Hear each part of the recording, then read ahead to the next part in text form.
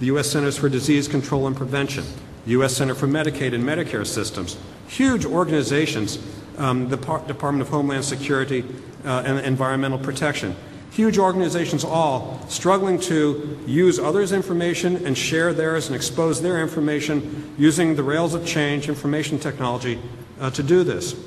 So what kinds of problems have we looked at? I just want to give you an example I think I have 6 here.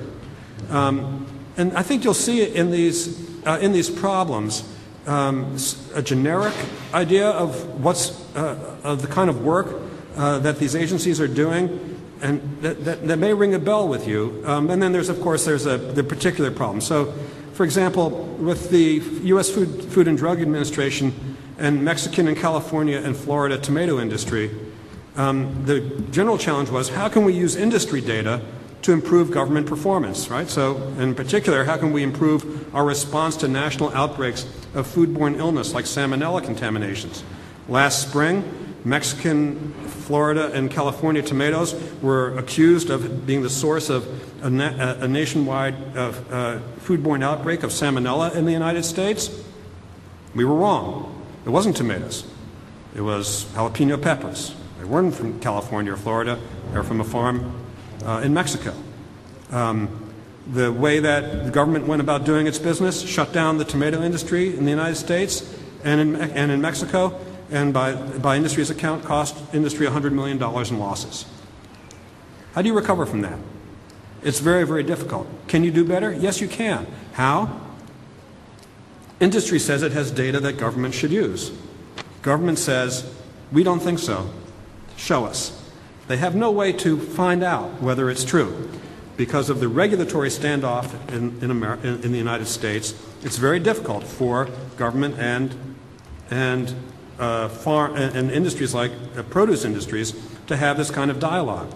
We brought them together to expose this data, and government said, yes, it looks as though we could use it, but can we get it visualized in important ways? We're now working with data providers to show how food networks can be used to visualize to improve performance in what are called traceback investigations for foodborne outbreak.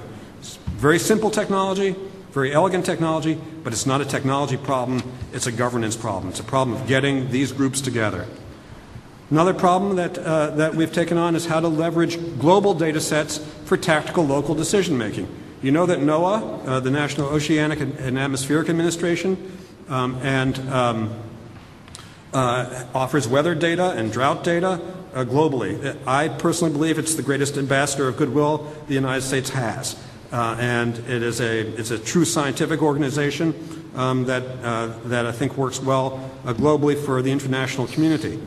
It can't get its data down to the level of the tactical decision maker who has a child, let's say a school district in Arizona, where there's an air quality problem that is coming across from California, and a decision maker on the ground in Arizona, in Phoenix, needs to know which children are at risk for this air quality mess. How can I take NOAA data from satellites, ground sensors around the world, and marry it to decisions that I need to make as a school administrator? Change that to decisions I need to make as a farmer, decisions I need to make as a person responsible for protecting infrastructure in the event of hurricane and energy plants along coastal regions. Moving global data down to the level of tactical decision making, it is a huge challenge. It isn't done, and we're building process to work with NOAA, EPA, and the states of Arizona and California to model that, show how it can be done. Engage networks of citizens to highlight new problems. The key here is transparency. I think we've all talked about it. We've been working with a group of U.S. cities on what are called 311 systems. In the United States, for 20 years, anytime a citizen has had a problem of crime, he or she has picked up the phone, put 10 cents into the telephone before there were cell phones, and dialed 911. A police operator would respond, and police officers would respond as well. Well, they began to use 911 to report all sorts of things, of course.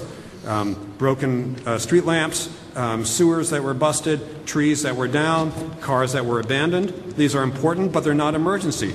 911 became overwhelmed, and we built new systems called 311 systems. 311 systems give citizens that same access to city services to mobilize the city quickly to deal with non-emergency problems.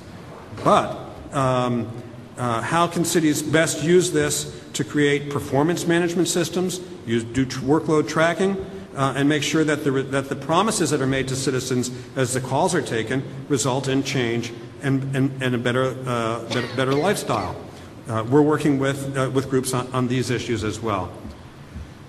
I'll run through 3 more examples quickly. This is a very classic problem. Create a common operating picture from diverse data consumers. What is